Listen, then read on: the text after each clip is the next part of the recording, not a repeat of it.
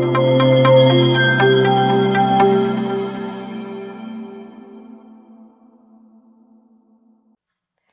everyone, I am Smriti Sinha here and welcome back to our channel Science Zone. Today you follow, tomorrow we lead. And if you are new to this channel, please hit the subscribe button given below. And if you have missed our previous videos, you can click on the I button given above. And if you want to join our Telegram group, you can click on the link given in the description. And the topic that we are going to study today is chemical thermodynamics. ये topic number 4 है जो Maharashtra state board syllabus standard 12 से है। इस topic में हमें ये सब टॉपिक्स कवर करने हैं जिनमें से पहले वाले कुछ सब टॉपिक्स हम ऑलरेडी कवर कर चुके हैं और ये इसकी यदि आपने वीडियो मिस कर दिए हैं ये सब टॉपिक्स के तो आप ऊपर दिए आई बटन पे क्लिक करके वो वीडियोस देख सकते हैं, वीडियो पार्ट 1 से पार्ट 4 तक। और आज इस वीडियो में हम कवर करेंगे enthalpies of chemical transformation and thermochemistry. तो ये दो टॉपिक आज हमें कवर करना है। तो थर्मोकेमिस्ट्री एक्चुअली थोड़ा वास्ट टॉपिक है, इसलिए उसका कुछ पार्ट आज कवर करेंगे और कुछ पार्ट हम आने वाले वीडियो में। तो चलिए अभी हम शुरू करते हैं एंथैल्पीज ऑफ फिजिकल ट्रांसफॉर्मेशन से। तो एंथैल्पी ऑफ फेज ट्रांजिशन। तो फेज ट्रांजिशन मतलब एक फेज से दूसरे फेज में उस सब्सटेंस का जाना। और enthalpy change for phase transition study किया जाता है उस ट्रांजिशन के लिए जहां पे फेज मतलब आपको पता होगा सॉलिड, लिक्विड, गैस, ये हुए फेज। तो सपोज कोई सब्सटेंस सॉलिड से लिक्विड में जा रहा है तो उसका एंथैल्पी में क्या चेंज हुआ, लिक्विड से गैस में जा रहा है तो उसके एंथैल्पी में क्या चेंज हुआ, वो हम स्टडी करेंगे। ये फेज ट्रांसफर करते वक्त हमको याद रखना होगा कि हमारा टेम्परेचर और प्रेशर दोनों भी कांस्टेंट होने चाहिए।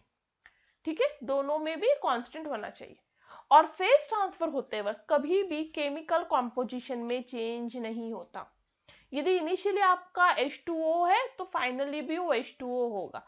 तो फेज जो भी ट्रांजिशन होता है या चेंज होता है तो उसमें कभी भी केमिकल कॉम्पोजिशन में चेंजेस नहीं आता, पहली थिंग। सेकेंड, टेम्परेचर और प्रेशर आपका हमेशा कांस्टेंट होगा और उस केस में आपको enthalpy of phase transition study करना है।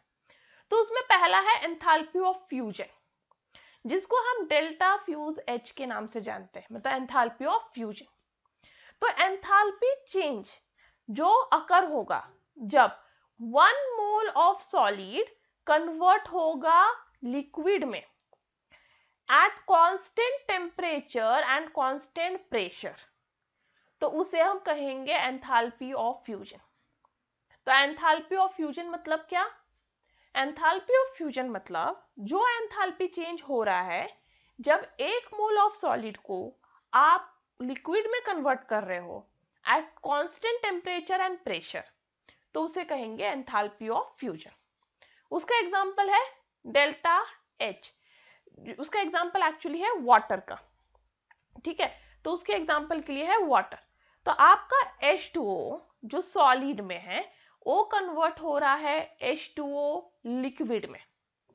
ठीक है, तो 1 mole of solid is converted to 1 mole of liquid. तो उस केस में वाटर का डेल्टा H फ्यूजन क्या है? प्लस 6.01 किलो जूल पर मोल 0 डिग्री सेल्सियस पे।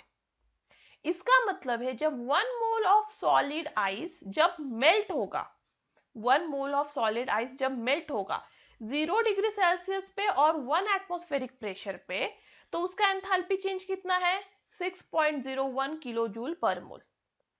और उतना अमाउंट ऑफ हीट एब्जॉर्ब हो रहा है आइस को उसको मेल्ट करने के लिए, तो इसलिए ये एंथैल्पी क्या है? पॉजिटिव। एंथैल्पी पॉजिटिव है मतलब उतना amount of heat ice absorb कर रहा है अपने आप को मेल्ट करने के लिए, तो हुआ एंथैल्पी चेंज। बट इसी का रिवर्स है जो है फ्यूजन का, एंथैल्पी ऑफ फ्यूजन का रिवर्स है फ्रीजिंग ऑफ सॉलिड।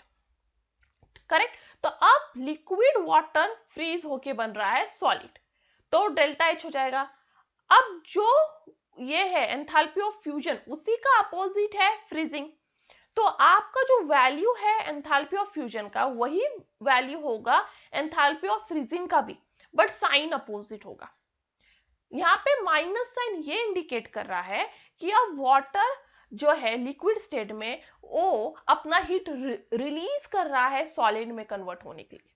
तो पहले केस में एंथैल्पी क्या था, पॉजिटिव था, इसलिए वो इंडिकेट कर रहा था कि जो आइस है वो हीट एब्जॉर्ब कर रहा है लिक्विड में जाने के लिए। बट अब एंथैल्पी जो है फ्रीजिंग का वो नेगेटिव है, जो बता रहा है कि मेरा वाटर हीट रिलीज कर रहा है सॉलिड में कन्वर्ट होने के लिए। और इसलिए जब भी 1 मोल ऑफ लिक्विड जो वाटर है वो फ्रीज होगा 0 डिग्री सेल्सियस पे, वो हमेशा हीट इवॉल्व करेगा। तो ये हुआ enthalpy of fusion and freezing. Next है एंथैल्पी ऑफ वेपराइजेशन, जो डेल्टा वेप एच से इंडिकेट किया जाता है। जो एंथैल्पी चेंज होता है जब 1 मोल ऑफ लिक्विड अपने वेपर स्टेट में कन्वर्ट होता है at constant temperature and pressure, तो उसे कहेंगे एंथैल्पी ऑफ वेपराइजेशन।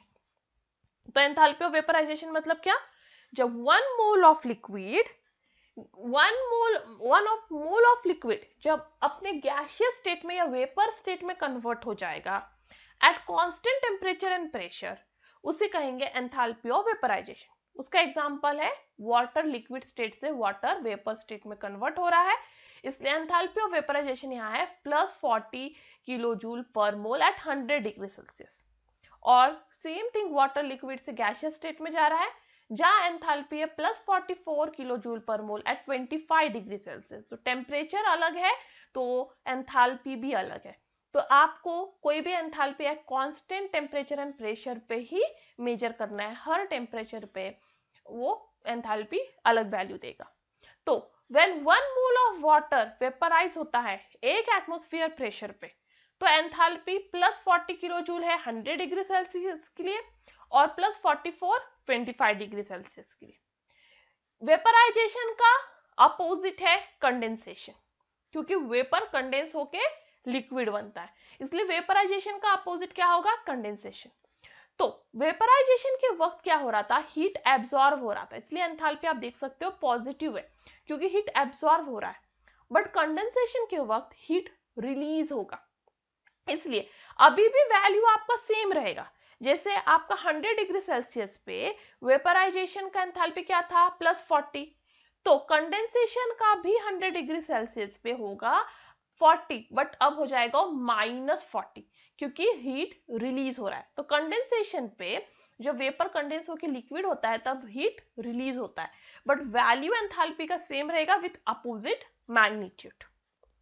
नेक्स्ट है एंथैल्पी ऑफ सब्लिमेशन, जो है डेल्टा सब एच से। तो एंथैल्पी ऑफ सब्लिमेशन मतलब क्या, जो एंथैल्पी चेंज होता है जब 1 mole of solid directly convert होता है वेपर में। 1 mole of solid directly convert हो रहा है वेपर में, ठीक है, at constant temperature and pressure. वापस टेम्परेचर और प्रेशर क्या है, कांस्टेंट, तो उसे कहेंगे एंथैल्पी ऑफ सब्लिमेशन। मतलब सॉलिड कन्वर्ट किस में होगा, वेपर में। बट आपको अब यहाँ पे याद रखना है, कोई भी कन्वर्जन सॉलिड का वेपर में 2 स्टेप में होता है। पहला स्टेप होगा जब सॉलिड मेल्ट होकर लिक्विड बनेगा और दूसरा स्टेप होगा जब वो वेपर बनेगा। तो ये जो हम पढ़ रहे हैं वो enthalpy of solid to vapour है, बट इस 2 स्टेप में पहले सॉलिड लिक्विड बनेगा और फिर लिक्विड वेपर। तो अभी हमें देखना है जब वाटर सॉलिड से मतलब आइस से जब वेपर बनता है तो एंथैल्पी ऑफ सब्लिमेशन कितना है, 51.08 kilo joule per mole at 0 degree Celsius. But actually ये 2 स्टेप में हो रहा है। पहले आपका वाटर सॉलिड कन्वर्ट हो रहा है वाटर लिक्विड में, तो क्या हो रहा है actually, fusion, correct, enthalpy of fusion. तो एंथैल्पी ऑफ फ्यूजन क्या हो गया, 6.01 किलो जूल पर मोल। अब आपका लिक्विड वाटर कन्वर्ट हो रहा है गैसियस वाटर में, इसलिए एंथैल्पी ऑफ वेपराइजेशन जो हो गया 45.07 kilo joule per mole. Enthalpy of sublimation actually होता है sum of enthalpy of fusion and vaporization, क्योंकि एंथैल्पी ऑफ सब्लिमेशन क्या है, solid to gas, but solid पहले लिक्विड में होता है फिर लिक्विड गैस में, दोनों स्टेप का जो एंथैल्पी ऐड करोगे तब आपको मिलेगा एंथैल्पी ऑफ सब्लिमेशन, ठीक है। तो इसको एक्सप्लेन करने के लिए यहाँ पे ग्राफिकल डायग्राम है। तो हम क्या स्टडी कर रहे हैं at present? Enthalpy of sublimation, मतलब मेरा सॉलिड स्टेट कन्वर्ट हो रहा है गैसियस स्टेट में, तो हम ये एंथैल्पी ऑफ सब्लिमेशन स्टडी कर रहे हैं। बट एंथैल्पी ऑफ सब्लिमेशन जो वैल्यू हमें मिला है 51.08 किलो जूल, वो एक्चुअली डायरेक्ट नहीं है, वो दो स्टेप में है। पहला है एंथैल्पी ऑफ फ्यूजन, फिर है एंथैल्पी ऑफ वेपराइजेशन, मतलब सॉलिड पहले लिक्विड में कन्वर्ट होगा फिर लिक्विड गैस में, इसलिए दोनों का सम हो जाएगा 51.08 किलो जूल। तो enthalpy of sublimation and enthalpy of vaporization, sorry, enthalpy of fusion and enthalpy of vaporization का जो sum है वो होता है enthalpy of sublimation। नेक्स्ट है enthalpy for atomic and molecular change। अब enthalpy जो atomic और molecular change के लिए क्या है, तो पहले हम देखेंगे enthalpy of ionization, जिसे रिप्रेजेंट किया जाता है डेल्टा आयन एस से। तो जो एंथैल्पी चेंज होता है जब 1 मोल ऑफ गैसियस एटम से एक इलेक्ट्रॉन निकाला जाता है, उस एंथैल्पी चेंज को एंथैल्पी ऑफ आयोनाइजेशन कहते हैं। मैं वापस बताती हूँ, एंथैल्पी ऑफ आयोनाइजेशन मतलब क्या? जब 1 मोल ऑफ गैसियस एटम से आप एक इलेक्ट्रॉन निकालोगे तो उसे क्या कहोगे आप? एंथैल्पी ऑफ आयोनाइजेशन, मतलब वो एंथैल्पी चेंज को एंथैल्पी ऑफ आयोनाइजेशन।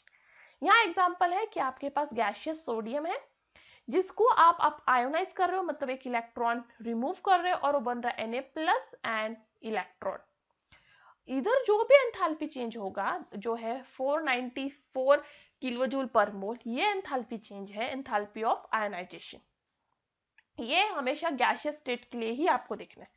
तो ये सिग्निफाई करता है कि 1 mole of gaseous phase atomic जो सोडियम है वो आयोनाइज हो रहा है Na+ आयन में, और हुआ एंथैल्पी चेंज क्या है 494 किलो जूल। ये सेम अमाउंट ऑफ हीट लगेगा आपको आयोनाइज करने के लिए 1 मोल ऑफ सोडियम एटम्स। अब एंथैल्पी ऑफ आयोनाइजेशन का ही अपोजिट क्या है? Enthalpy of electron gain. ठीक है, आयोनाइजेशन का अपोजिट क्या है? Enthalpy of electron gain. तो एंथैल्पी ऑफ इलेक्ट्रॉन गेन मतलब क्या? वो एंथैल्पी चेंज जब 1 मोल ऑफ आपका गैसियस एटम कोई भी एलिमेंट का एक इलेक्ट्रॉन एक्सेप्ट करेगा तो उसे कहेंगे एंथैल्पी ऑफ इलेक्ट्रॉन गेन। ठीक है, एंथैल्पी ऑफ इलेक्ट्रॉन गेन मतलब क्या? कोई भी गैसियस फेज में कोई atom 1 mole of gaseous phase का एटम यदि कोई इलेक्ट्रॉन एक्सेप्ट करेगा वो एंथैल्पी चेंज करेगा, उसको कहेंगे enthalpy of electron gain. For example chlorine यदि इलेक्ट्रॉन गेन कर रहा है 1 mole of chlorine gaseous state तो Cl- बन रहा है, और यहाँ पे होगा आपका एंथैल्पी ऑफ इलेक्ट्रॉन गेन जो है -349 किलोजूल पर मोल। नेक्स्ट है enthalpy of atomization.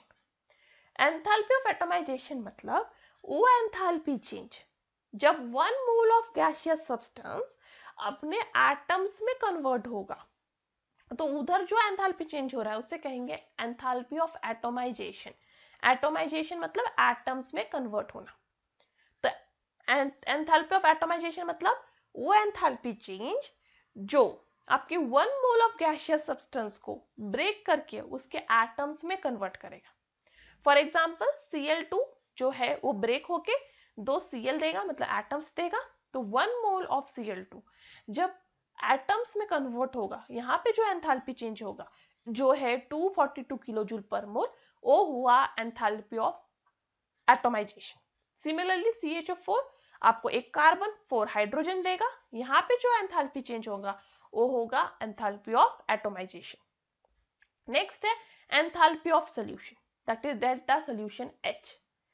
Enthalpy of solution मतलब वो एंथैल्पी चेंज जब आपका 1 मोल ऑफ सब्सटेंस डिसॉल्व किया जाता है फिक्स अमाउंट ऑफ सॉल्वेंट में। ये वर्ड बहुत इंपॉर्टेंट है, फिक्स अमाउंट ऑफ सॉल्वेंट, तो उसे कहते हैं एंथैल्पी ऑफ सॉल्यूशन।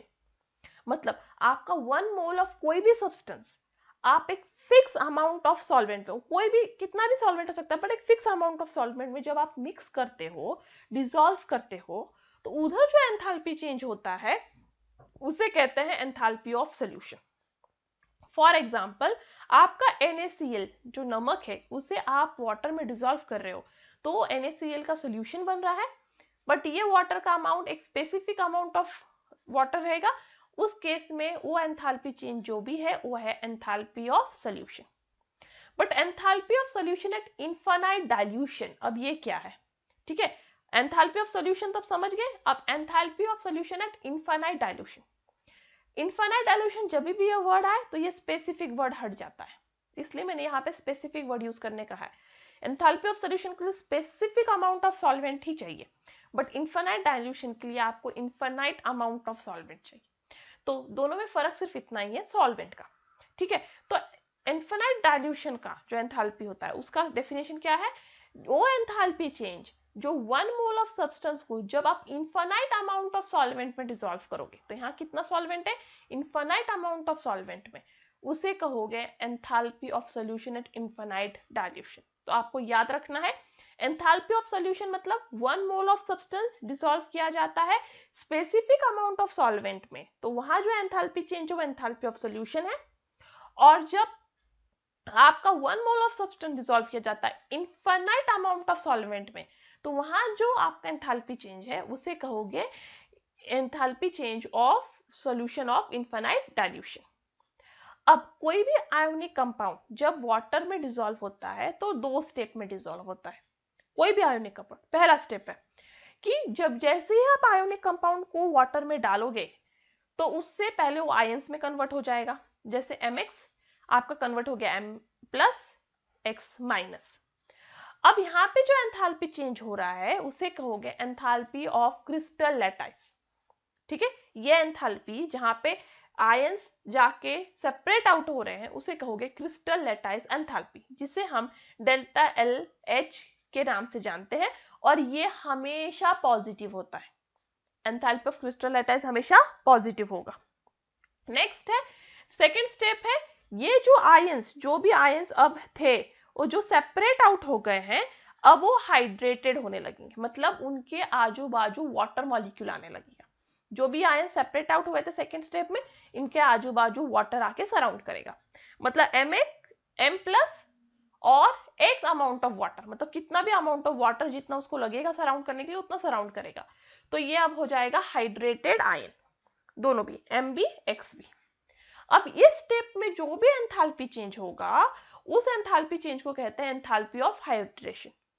तो आपको याद रखना है जब भी आयोनिक कंपाउंड को आप वाटर में डिसॉल्व करोगे तो पहला होगा enthalpy change of crystal lattice जहां 2 आयंस सेपरेट आउट होंगे, दूसरा होगा वो आयंस हाइड्रेट होंगे इसलिए एंथैल्पी ऑफ हाइड्रेशन।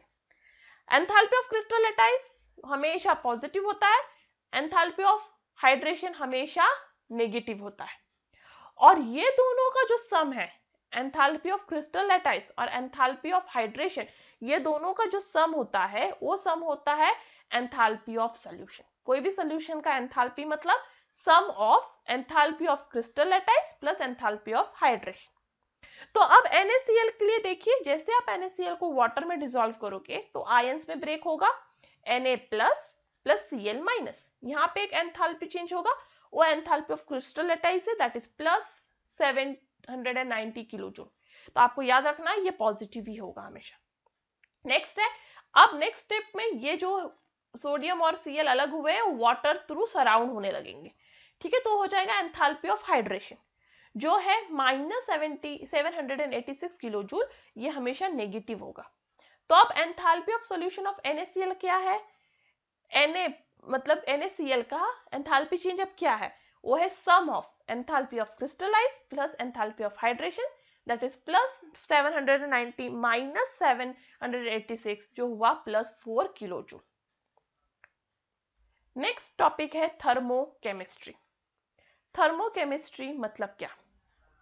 ठीक है, तो थर्मोकेमिस्ट्री एक्चुअली हम वो एंथैल्पी चेंज स्टडी करते हैं यहाँ पे जो केमिकल रिएक्शंस में हो रहा है। कोई भी केमिकल रिएक्शन करते वक्त जो भी एंथैल्पी चेंज होता है उसकी स्टडी को हम कहते हैं थर्मोकेमिस्ट्री। अब एंथैल्पी ऑफ केमिकल रिएक्शन, तो enthalpy of chemical reaction delta RH से डिनोट किया जाता है, R मींस केमिकल रिएक्शन। तो आपको एक सिंपल केमिकल रिएक्शन कंसीडर करना है, A moles of A plus B moles of B react to give C moles of C plus D moles of D। तो यहाँ enthalpy change of chemical reaction क्या है? That is delta RH।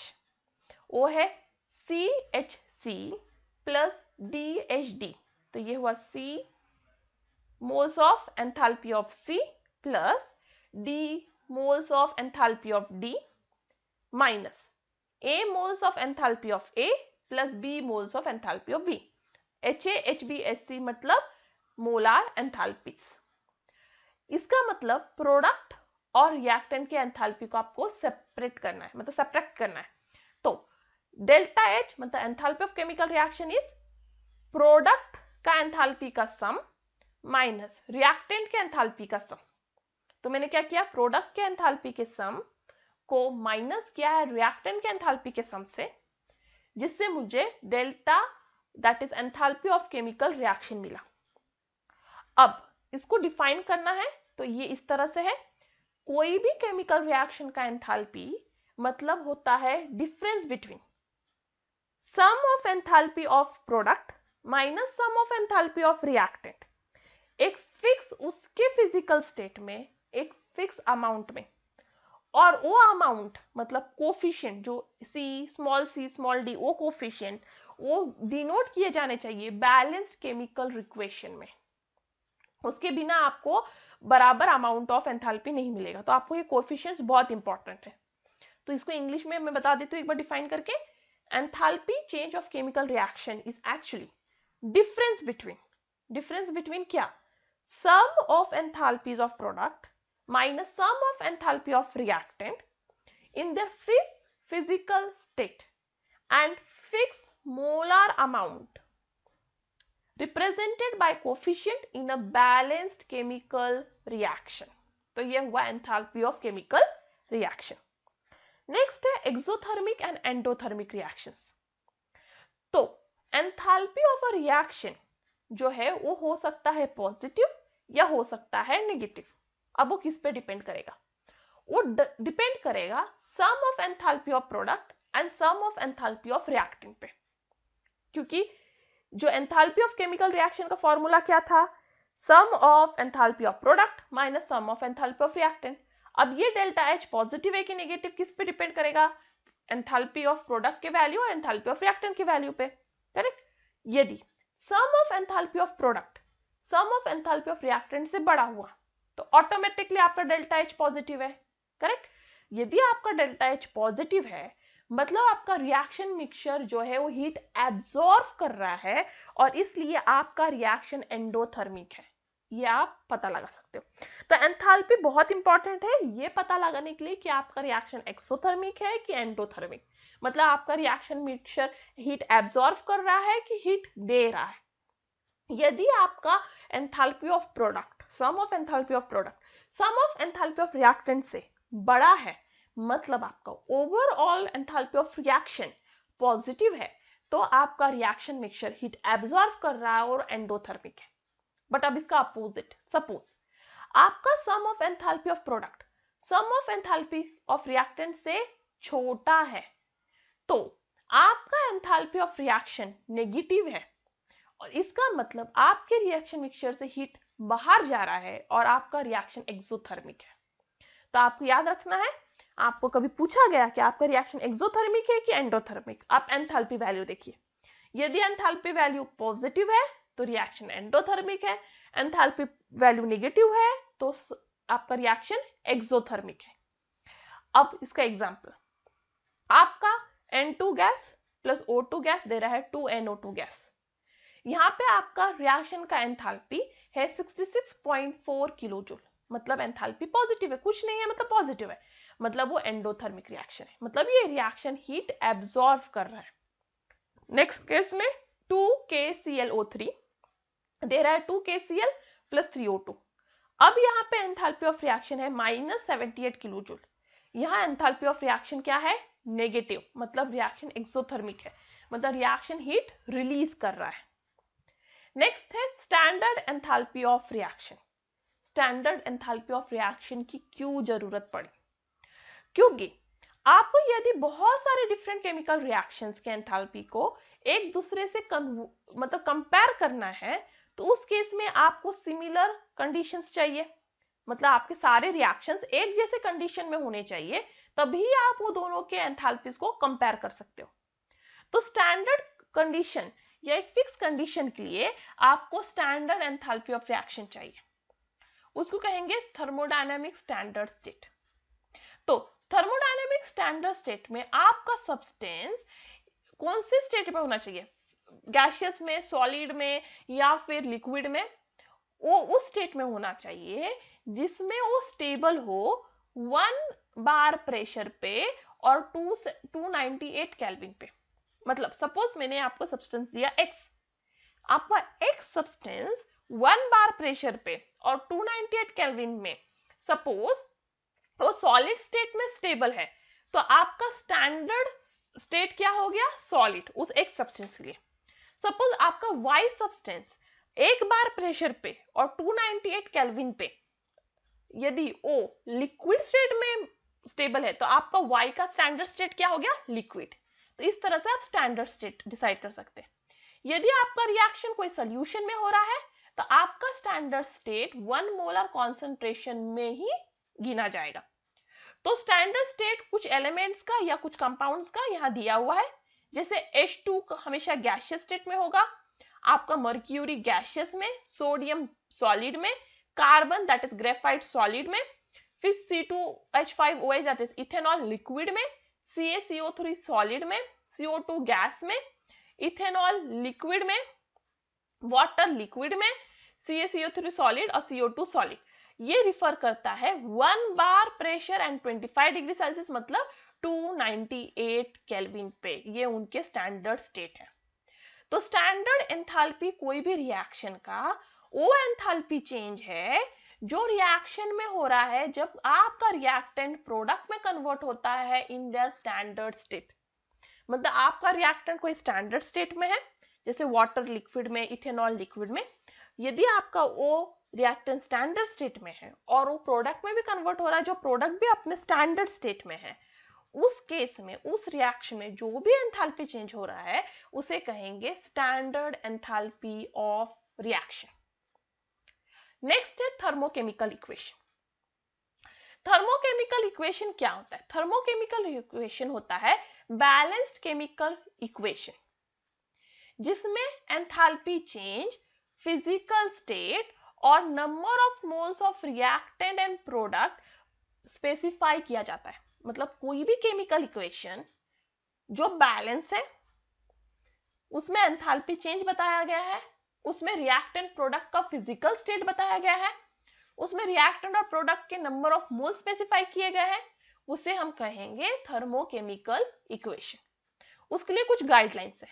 पहला, आपको balance equation ही लेना है for reactant and product. मतलब आपका कोई भी केमिकल रिएक्शन है उसका इक्वेशन बैलेंस्ड होना चाहिए, पहला कंडीशन। सेकेंड, आपका वैल्यू और साइन ऑफ एंथैल्पी चेंज हमेशा राइट हैंड साइड में लिखा जाएगा रिएक्शन के, और उसका वैल्यू को कहोगे आप डेल्टा RH0, मतलब स्टैंडर्ड एंथैल्पी चेंज। आप थर्ड, आपका physical state of reactant and product दोनों भी आपको स्पेसिफाई करना है, उनके ही उधर स्मॉल लेटर में लिख के, जैसे S for solid, L for liquid and G for gas and AQ for aqueous. और इसी स्टैंडर्ड एंथैल्पी चेंज का जो वैल्यू है वो रिफर करेगा फिजिकल स्टेट ऑफ सब्सटेंस उस केमिकल इक्वेशन में। नेक्स्ट, आपका जो भी एंथैल्पी चेंज है, स्टैंडर्ड एंथैल्पी चेंज उस रिएक्शन का, वो आपका डायरेक्शन के हिसाब से रहेगा। आपका रिएक्शन फॉरवर्ड है या फिर बैकवर्ड, मतलब रिएक्टेंट से प्रोडक्ट बन रहा है या प्रोडक्ट से रिएक्टेंट, उस पे बताएगा। तो यदि आपका रिएक्शन सिर्फ फॉरवर्ड है तो वो एंथैल्पी चेंज जो है वो वैल्यू दिया रहेगा उसी के लिए। बट यदि आपको उसी का बैकवर्ड रिएक्शन कंसीडर करना है तो आपका एंथैल्पी चेंज का जो वैल्यू है उसका मैग्नीट्यूड सेम रहेगा। सपोज फॉरवर्ड रिएक्शन का मैग्नीट्यूड है 40.7 किलो जूल, तो वो ही सेम रहेगा बैकवर्ड रिएक्शन के लिए भी, बट अब साइन इक्वल हो जाएगा। फॉरवर्ड के लिए +40 था, बैकवर्ड के लिए हो जाएगा माइनस, मतलब magnitude same but sign opposite. Exothermic, इसका मतलब ये है यदि फॉरवर्ड रिएक्शन आपका एक्सोथर्मिक रिएक्शन है तो बैकवर्ड रिएक्शन एंडोथर्मिक होगा, या फिर फॉरवर्ड रिएक्शन एंडोथर्मिक है तो बैकवर्ड रिएक्शन एक्सोथर्मिक होगा। नेक्स्ट सबसे इंपॉर्टेंट कि कोफिशिएंट्स आपका इंडिकेट करेगा number of moles of all substance, या रिएक्टेंट हो या प्रोडक्ट है उसके नंबर ऑफ मोल्स को कौन रिप्रेजेंट करेगा, उसके कोफिशिएंट्स थर्मोकेमिकल इक्वेशन में, और वो मल्टीप्लाई किया जाएगा या डिवाइड किया जाएगा। देखो यदि आप अपने कोफिशिएंट को, number of moles of coefficient को यदि किसी चीज के लिए, किसी काम के लिए, किसी सम के लिए आप मल्टीप्लाई कर रहे हो, डिवाइड कर रहे हो, तो आपको स्टैंडर्ड एंथैल्पी को भी उसी नंबर से मल्टीप्लाई या डिवाइड करना होगा। तो इसको एक्सप्लेन करने के लिए मैं एक एग्जांपल ले लेती हूँ, ये लास्ट स्टेटमेंट को एक्सप्लेन करने के लिए। सपोज आपके पास 2 मोल्स ऑफ वाटर है, और वाटर की जगह मैं ये लेती हूँ 2 मोल्स ऑफ कार्बन है प्लस 2 मोल्स ऑफ O2 है जो 4 मोल्स ऑफ CO2 दे रहा है। मैं ये एग्जांपल ले रही हूँ, जनरल एग्जांपल। सपोज कुछ इक्वेशन के लिए मैंने इसे एज अ होल 2 से मल्टीप्लाई किया, मतलब अब 4 कार्बन हो गया, 4 O2 हो गया, माइनस गिव्स 8 CO2 हो गया। 2 से मल्टीप्लाई करने से सब 2 से बढ़ गया, बट आपका एंथैल्पी जो भी यहाँ पे एंथैल्पी का वैल्यू तो उसे भी आपको 2 से मल्टीप्लाई करना होगा। यदि आप पूरे इक्वेशन को 2 से डिवाइड कर रहे हो तो आपको एंथैल्पी को भी 2 से डिवाइड करना होगा। तो जो भी आप इक्वेशन के कोफिशिएंट्स के साथ कर रहे हो आपको एंथैल्पी के साथ भी करना है। Now this is example of thermochemical equation.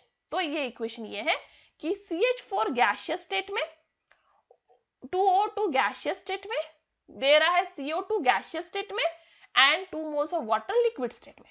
आपका स्टैंडर्ड एंथैल्पी है -890 किलो जूल। यहां जो साइन है वो इंडिकेट कर रहा है कि 1 mole of gaseous CH4 plus 2 moles of gaseous CO2 give 1 mole of CO2 gas and 2 moles of water liquid in the standard enthalpy, और उनका स्टैंडर्ड एंथैल्पी है -890 किलो जूल। मतलब ये रिएक्शन क्या है, ये रिएक्शन क्या है, एक्सोथर्मिक, मतलब हीट रिलीज हो रहा है।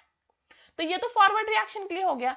यदि आपको बैकवर्ड रिएक्शन के लिए चाहिए तो अब आपका यहाँ पे एंथैल्पी वैल्यू सेम होगा बट साइन रिवर्स हो जाएगा, तो ये हो जाएगा backward reaction. And that's all for today, thank you. If you have any doubt, any comment, any suggestion, you are free to do that on askyourdoubt04@gmail.com, even in comment box. If you like my video, give me a thumbs up, share this video to more and more of your friends, and before departing, don't wait until you have reached your goal to be proud of yourself. Be proud of every step you take toward reaching your goal. And that's all for today. Thank you. Stay tuned.